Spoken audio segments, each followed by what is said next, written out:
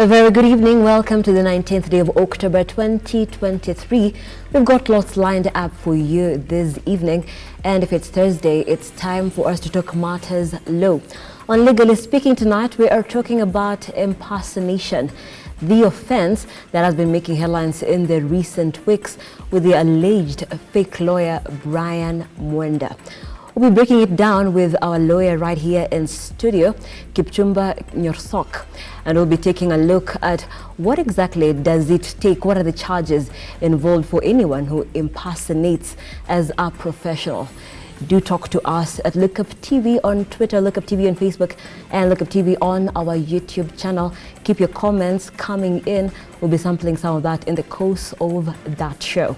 But before that, let's run the day's stories. Here are the headlines.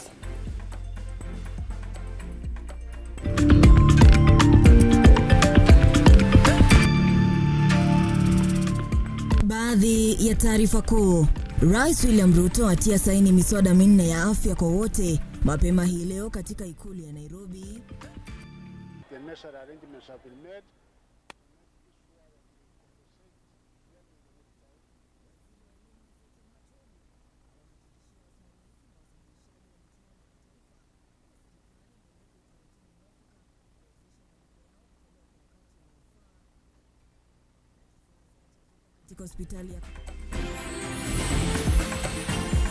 Tonight on Look at News, President William Ruto signs into law 4 universal healthcare bills to improve universal healthcare coverage. The security situation has improved and everything is good. Education CS Ezekiel Machogu assures candidates that all is set for the national examinations set for next week. What greater hustler can you have than somebody in Mavoko amefanya whatever they can, wanauza, wanafanya kidogo, angalau ajenge nyumba, unaharibu hiyo. And Wiper Party leader Kalonzo Musyoka urges the court to stop Mavoko demolitions amid row.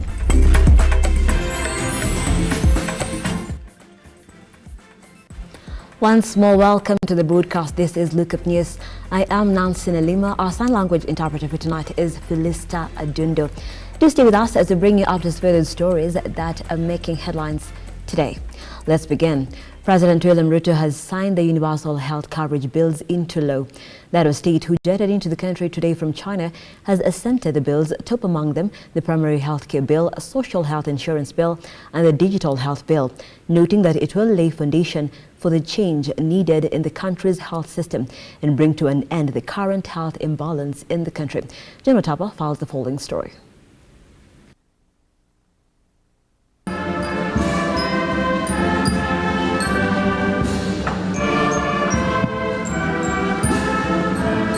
Just after President William Ruto's trip from China, this afternoon he signed the universal health care bills at State House, Nairobi. The new law aims at transforming health coverage in the country in line with the government's achievements towards sustainable health for all.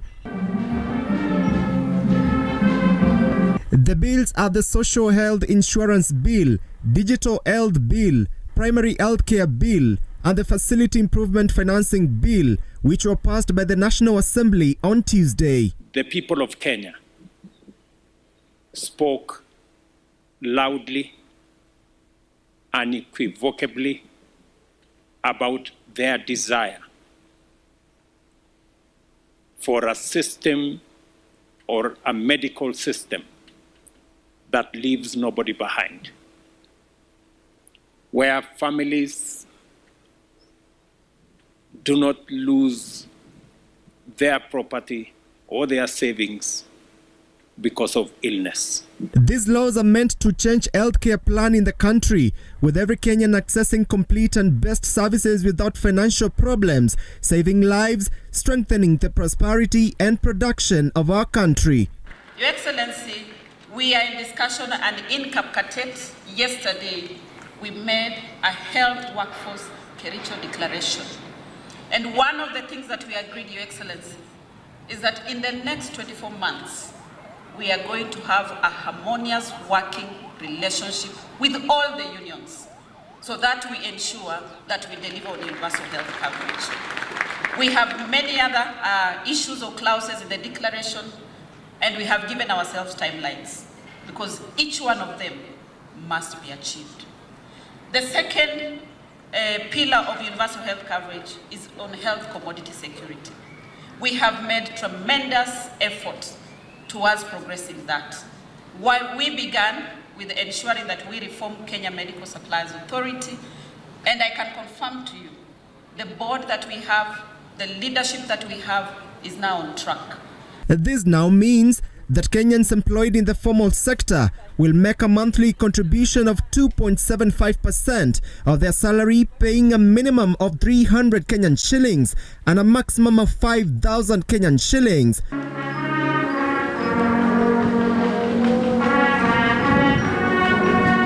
John Matava, Lookuptv, Nairobi. Thank you, Matava. Now, the Education Cabinet Secretary Ezekiel Machogu has confirmed preparations for this year's KCPE and KCSE national examinations are complete and that elaborate measures are in place to curb incidences of exam cheating and malpractices. Machogu has also assured examiners and exam markers they will be paid their dues without delay. Henry Tende with more. Speaking during a graduation ceremony for hundreds of graduates at the Kenya Institute of Special Education, KISA in Nairobi, Education CS Ezekiel Machogu has moved with speed to quiet discontent voices among teachers' unions representatives concerning perennial delay of payment for examiners and exam markers. CS Machogu has allayed such fears, confirming the ministry has already set aside adequate funds to ensure all those facilitating this year's exams are paid promptly. We also want to assure the examiners that the necessary arrangements have been made to make sure that we compensate them in good time. Whatever they are supposed to be paid is not going to delay. I want to assure each and every marker, each and every examiner this time round that we will be able to pay in good time. In addition to sorting out payment concerns, the Ministry of Education has announced an increase in exam marking centers to guarantee examiners conducive environment during the marking process. We have increased the number of marking centers from 35, the way they were before, to 40 examining centers, so that we have a conducive environment for the examiners. With the national examinations just days ahead, CS Machogu says all preparations are complete and that exam material have been dispatched to various destinations in the country, ready for the exam kickoff. I want to take this very special opportunity to assure the entire country that all the necessary arrangements for our national examinations, both the KCPE, KCSE and the KCSE are in place. We have been able to dispatch the examination papers to all the distribution centers within the country.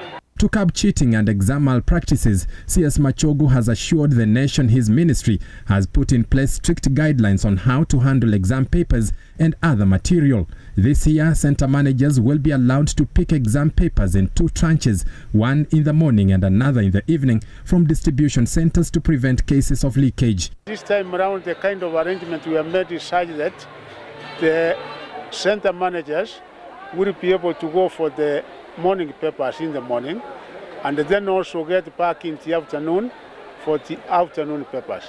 The purpose of this is to avoid other exposure, because the kind of allegations we have been getting there before is that we normally have few problems here and there because of other exposure.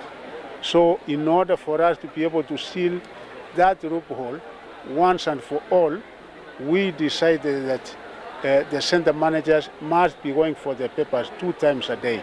Henry Tende, Lookuptv.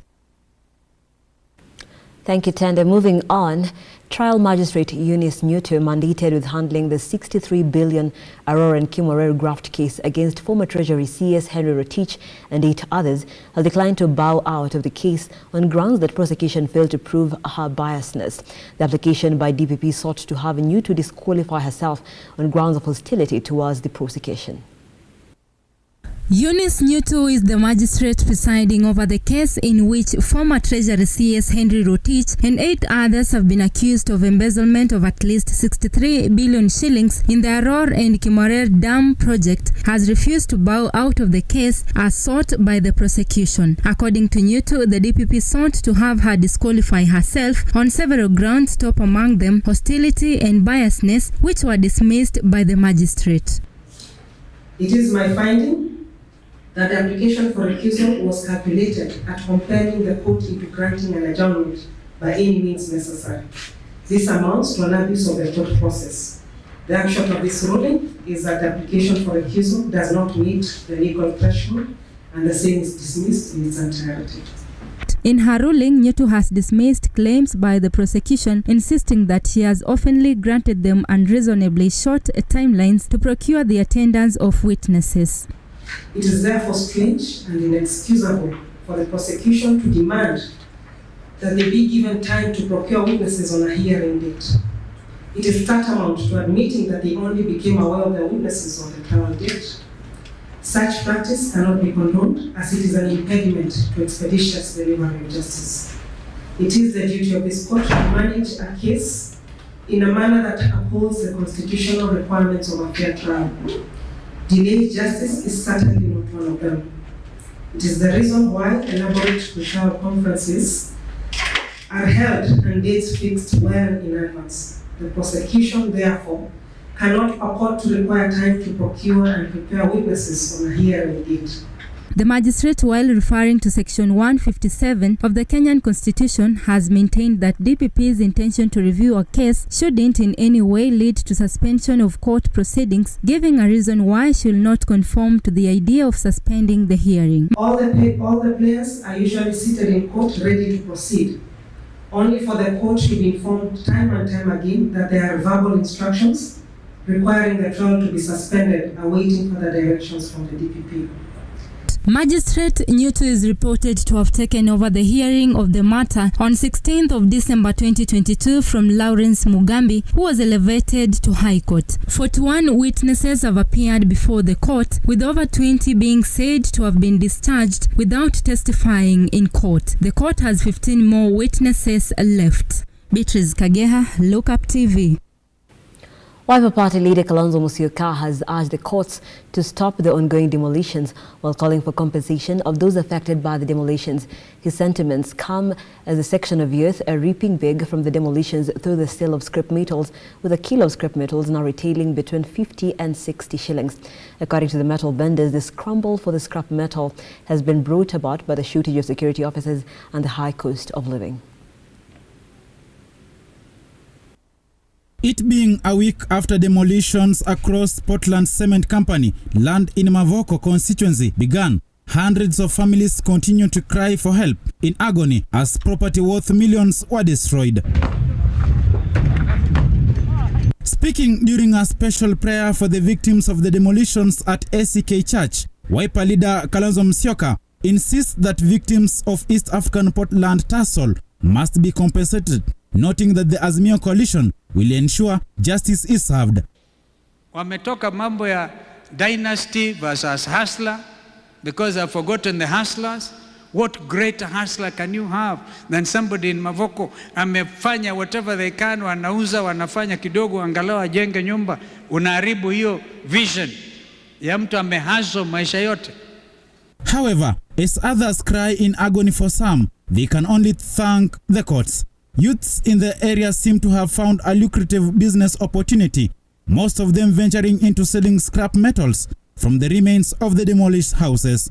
Si ni mayouth venye unaona hapa tumekuja kujirea kwa sababu hakuna job. Hii ndio ile job iko kwa saa hii na lazima tubebe hii chuma ndio at least tupate ka kitu ka kudishi. Venye mnaona venye mnachikia hapa maboys ni wengi, hatuko mboka bana.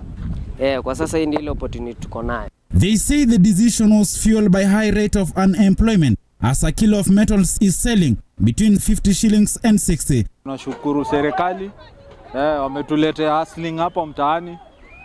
Chuma naye bei si mbaya. Kuna mpali wanauza kilo 60, kwingine 55. Victims displaced continue decrying the manner in which the exercise was carried out, terming it as inhumane. Some say the ongoing investigation at Athi River will yield no results, claiming poor victims who have been affected are likely not to benefit from the compensation in case the fraudsters are directed to cater for the damages. Aludagail for Lookuptv, Nairobi. And in response to that call by Wiper leader Kalonzo Musyoka, the Environment Court has declined to block the ongoing demolitions that the East African Portland Cement Company's land in Mavoko. In her ruling, Justice Annette Nyukuri noted that Lookuptv had not proved they had legitimately bought the land in 2019. AIMI had filed a fresh application seeking to stop the demolitions, but Justice Nyukuri observed that AIMI's conduct after getting temporary orders in 2015 was against its plea for fresh orders.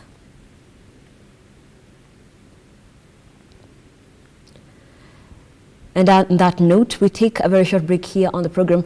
When we come back, we'll be running you through a few stories and then get into a conversation for the night on Legally Speaking. Remember, tonight we are talking about impersonation in light of the case that is in court of one Brian Mwenda, who is alleged to be a fake advocate. Don't go too far.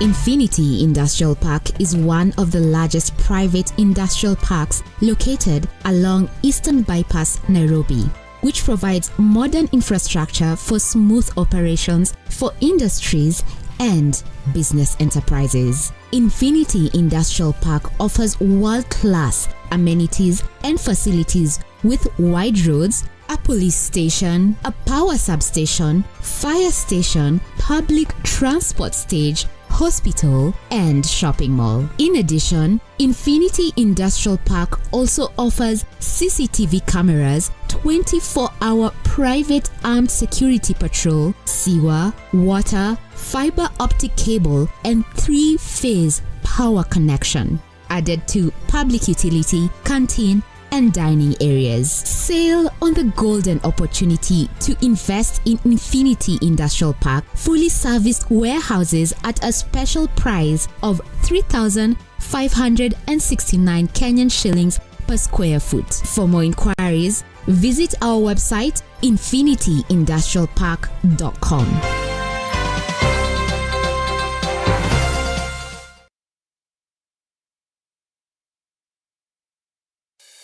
Introducing the Kenya Trade Fair Fusion Sales Drive event in the heart of Nairobi at the Kenya National Archives. It's not just an event, it's sales generation with a remarkable return on investment. Get ready to let your booth do the talking as you study new market trends with lots of entertainment featuring traditional live bands, DJs, and artists. For vendor registration, call 0724-715-334 or 0713-907-584 or 0723-861-173.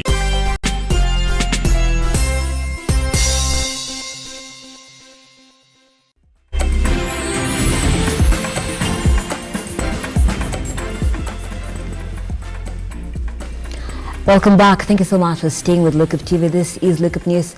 Nancy Nelima here and Felista Adundo on the sign language interpretation. Let's continue. Drama ensued at Kayole 2 Hospital in Nairobi after irate residents held demonstrations at the health facility demanding that a woman who had given birth to twins be given back one of her babies. According to the woman, she gave birth to twins only to be informed later that one of the babies had succumbed. However, she insisted that one of the twins was exchanged with a baby who had already died, with the residents now calling on perpetrators to be brought to book. In Kayole Level 2 Hospital in Nairobi County, drama ensued at the health facility after residents stormed the hospital demanding justice for a woman who had given birth to twins, but claimed that one of her twins was exchanged with a dead one. And according to the woman's scans of the ultrasound twins, male and female. However, the boy was missing, with the woman insisting that her child was alive. The doctor gave her of different opinion, noting that both of her babies were boys and that one had died a week before she delivered, contrary to the claims of the woman. Nilikuwa na ball, nikakuja hapa kuzalia hapa. Venye nilikuwa nakuja hiyo, si nilikuwa nimebeba ma twins. Venye nilikuwa nimebeba ma twins. Time ya kwenda CS wakanipea mtoto mmoja, kuwauliza mtoto mwingine ako wapi, hawataki kunipea mtoto. Daktari akaniambia wanaendelea kumpanguza. Sasa ikabidi nikapigia mama, nikapata kwa mteja, nikapigia aunti yangu mwenye ako pipeline, akakunja. Venye alikuja ndio sasa walianza kusema eti mtoto eti hakuna mtoto. Njiru Sub-County Commander Mr. Lucas Ongaya asked the residents to remain calm as the DCI commenced investigations to unravel the truth, noting the need for the DNA test to be carried out to ascertain whether the baby is the one the woman gave birth to. Chunguzi tumeanza kwa maana kesi imeripotiwa. Tuko na imani itachunguzwa vyema na tutapata matokeo kulingana na uchunguzi. The area MCA Honorable Colin Sogenga promised to finance the installation of CCTV cameras surveillance system, adding that he will support the family to get justice they deserve. Uzuri baba watoto ana obi, so hiyo obi tutafuatilia, ufanye DNA. Ndio kitu ya muhimu, tufanye DNA tujue kama watoto wamekufa ni wake au si wake. So mimi nitamsaidia, ni kura yangu, nitamake sure nimemsaidia ukweli julikane. The hospital management, however, declined to comment on the matter, with residents calling on Nairobi Governor Johnson Sakaja to install CCTV cameras in all county hospitals, which will aid investigation of such scenarios. The body was taken to Mama Lucy Hospital, awaiting for further investigations. Mevin Getembe, Lookuptv, Nairobi. Now, in a bid to respond to the threat of radicalization and violent extremism through promotion of community engagement and community policing that focuses on building trust between members of the public and security agencies, the National Counter-Terrorism has identified community policing as one of the most effective measures to counter radicalization and violent extremism, adding that a secure and safe environment is a shared responsibility of citizens and security agencies. Winlight Chapuruha with more. In a bid to counter the threat of radicalization and violent extremism, the National Counter-Terrorism Center held public participation meetings in Nakuru on reviewing the national strategy on countering violent extremism, with Head of Prevention and Resilience Mr. Njenga Mary calling on citizen and security agencies to join forces to promote community engagement and a policy that focuses on building trust. Mr. Njenga also observed the active and equal partnership between citizen and security agencies has helped in winning hearts and minds of Kenyans against radicalization and violent extremism. We are out in the regions in a bid to relook and review our national strategy to counter violent extremism, NSCVE, engage our public across different sectors, as you've seen, religious leaders, private sector, civil society organizations, media also, and all of us, security practitioners, so that we can together relook at and evaluate how the performance of this strategy has been, with a view of improving it. On the other hand, the chairlady of Youth Bilanoma organization called Hamsa Ondiek noted the organization's desire to develop anti-radicalization lessons, which are aimed on creating awareness in how youths can avoid falling into trap and hands of religious extremists. I work with a youth-led organization known as Youth Bilanoma, where we target our youth and give them a platform where we advocate for violent extremism, where we give them a platform where they can learn and educate themselves of the impact that it brings to themselves and the community at large. Winlight Chapruha, Lookuptv. And in Sports and Youth Affairs Cabinet Secretary Babu Namwamba has issued a stern warning against athletes using prohibited substances to enhance their performance on the track. Namwamba stated his sentiments in Kericho, where he recognized the Kapkatet, grounds as a priority regional facility set to be renovated. Robert Chacha with more. Cabinet Secretary for Youth Affairs and Sports Babu Namwamba has officially kick-started the revamp of Kamkaket grounds in Kericho. It is a historic ground. Yes. It is well located. It is at the heart of an area that is a hotbed of talents. And so we are mobilizing resources to put up a fitting sporting monument at Kapkatet. Babu has however issued a stern warning on athletes who will be caught up in doping cases. We find you doping, the penalties will be really severe. And if you have any plans for doping, you should know that great names like Kiprugut Chumo, Kipchoge Keino, Catherine Dereba, and the rest, they competed and won medals without cheating. However, Babu praised the decision from the World Aquatic on lifting the ban on Kenya after close to 4 years, promising that the team will participate in the upcoming 2024 Paralympics. Our swimmers can now participate in international competitions. I'm particularly happy that this comes at a time when qualifiers for the 2024 Paris Olympics are going on. Robert Chacha, Look Up Sports. Thank you. Hongera sana. Thank you, Chacha. Moving on, South Africa's Springboks and All Blacks squads for the Rugby World Cup semi-finals against England and Argentina respectively are out. South Africa stand as the only African team left in the tournament in the contention of the Webb Ellis Cup. The defending champs go into the semis with a lethal back three containing the Chelsea Kolb, Kat Lee, Aarons and Damian Wilson. New Zealand, on the other hand, have recalled Mark Tillier, who will start up on the wing, Bearden Barrett and Will Jordan. Sam Kane comes in as skipper for All Blacks.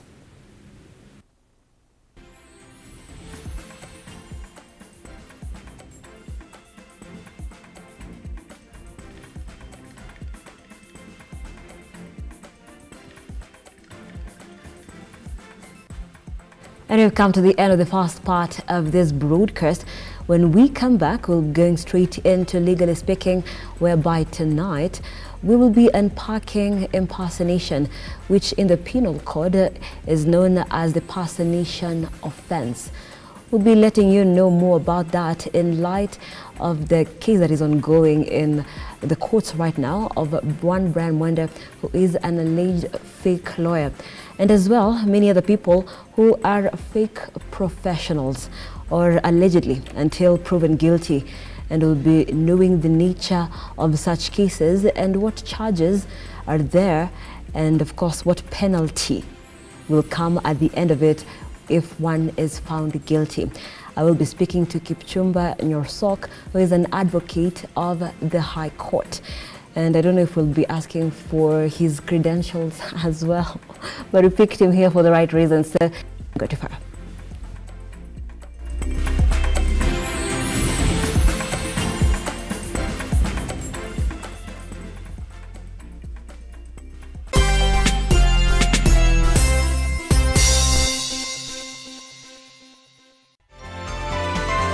Infinity Industrial Park is one of the largest private industrial parks located along Eastern Bypass, Nairobi, which provides modern infrastructure for smooth operations for industries and